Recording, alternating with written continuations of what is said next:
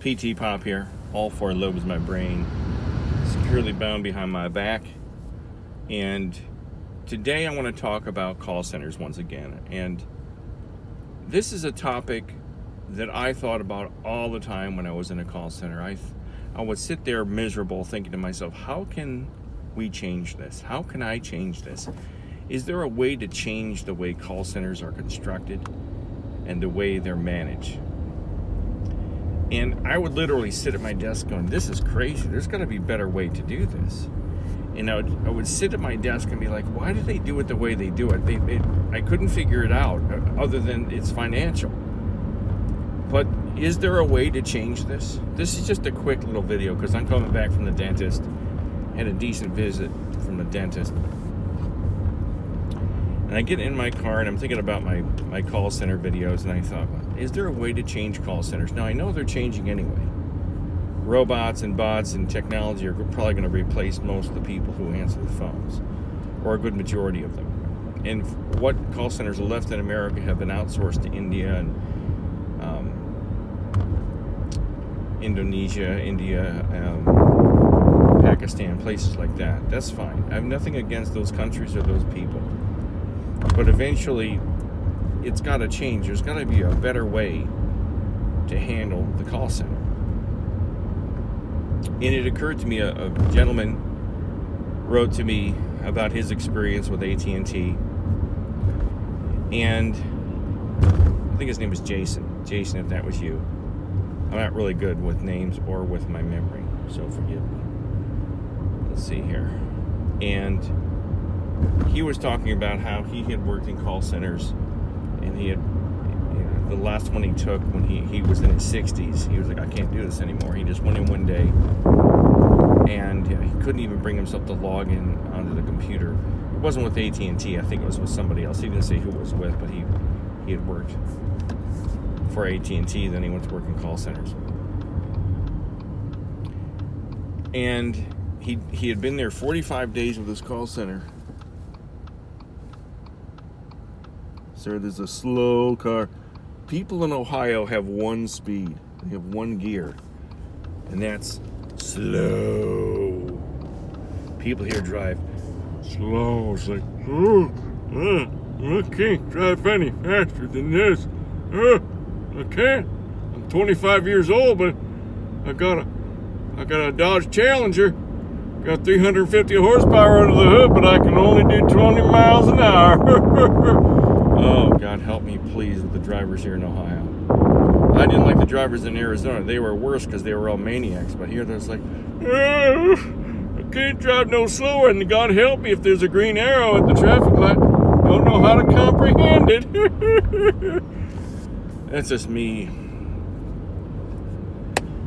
expressing my frustration with the situation. But anyway, so this man goes into this call center. He's been there 45 days, and on his 45th day, he just couldn't do it anymore. He didn't even bother logging in. He went in, and it was and I've been there. I have been there. They're god-awful jobs, but why are they god-awful? Why do they... Is there a way to get away from the standard call center where they shove you in training for 2 weeks, if you're lucky, treat you like a bunch of idiots with graduations? Like every call center has a graduation for us little proud little call center reps. Hey everybody, graduation today. Dun dun dun dun dun dun dun. What is the music they play at graduation? There's a song. You got a green arrow, dickhead, see? And nobody in this town understands green arrows, and I got a cop looking at me. Hello, officer. No, he's not looking at me. He's looking at his computer. Green arrow, right? Smack dab in front of me, and the schmuck in front of me's like, what do I do with the green arrow, Daddy? You got my chaw on my beer, hon? Oh, shit. Anyway. So, how can we change it? I mean, you can't go on strike because you're not unionized. Most call centers aren't even unionized. So if you go on strike, you'll just lose your job. And you'll be back square one. And you'll be, looking for a job.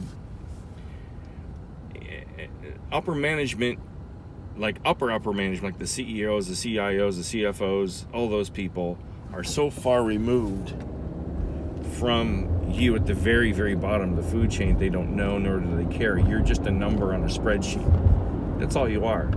How much money is the call center cost me today, Bill?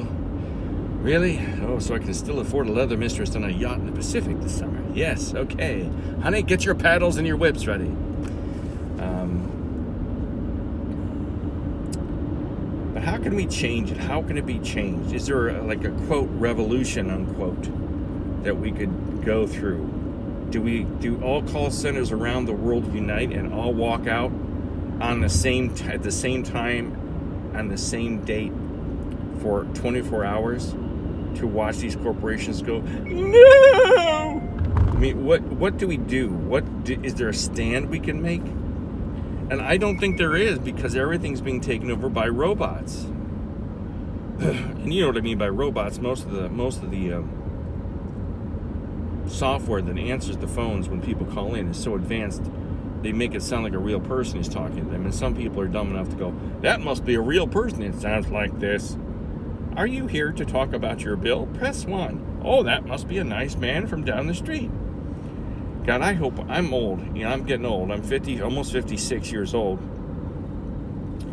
And I hope I'm not really stupid when I get into my 70s, my 80s, if I live that long.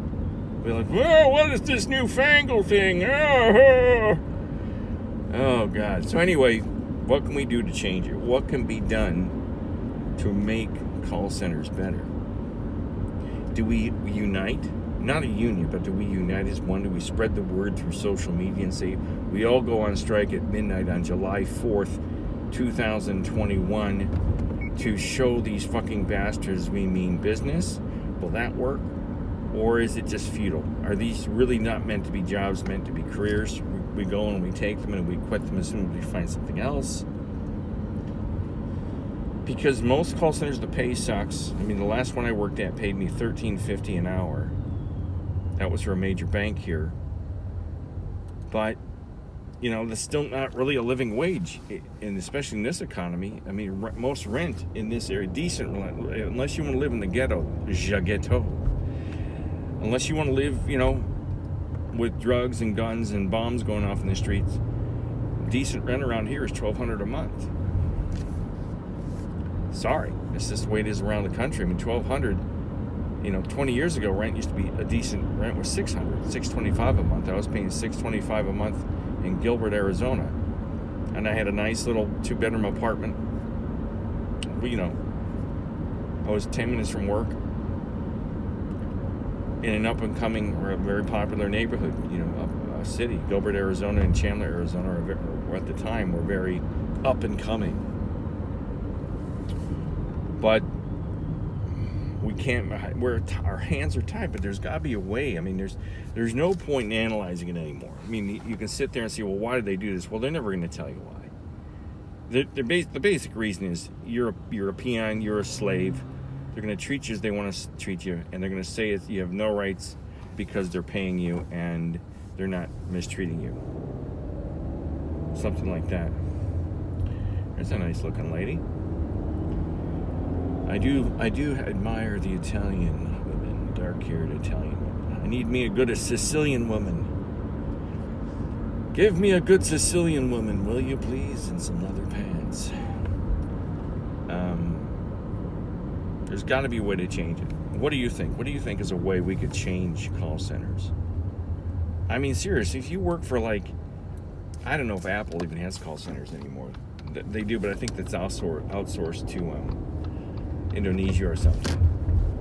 And the people in Indonesia, they have these call center jobs. I've heard that people in Indonesia and Vietnam and places like that India especially, these are considered well-paying, prestigious jobs, so people don't want to lose them. And in some places I've heard they have like jumping nets, especially overseas where they make Apple's products. They have jumping nets on the manufacturing building, so people have been known to jump off the roof because they'd rather die than work at these factories for Apple. And I'm part of it though, because I buy Apple products. This is an Apple phone. I've got Apple computers at home.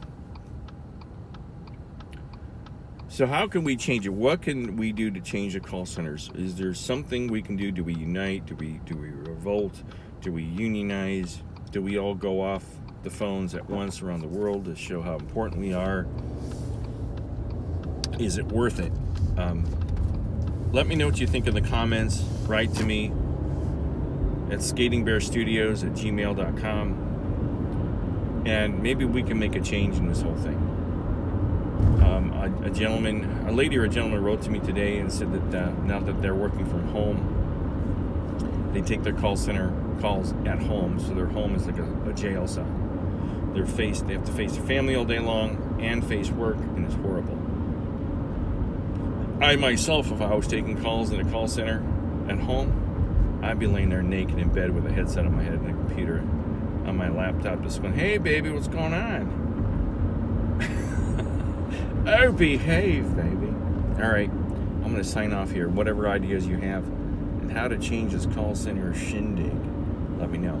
Take care. PT Pop signing off. Bye.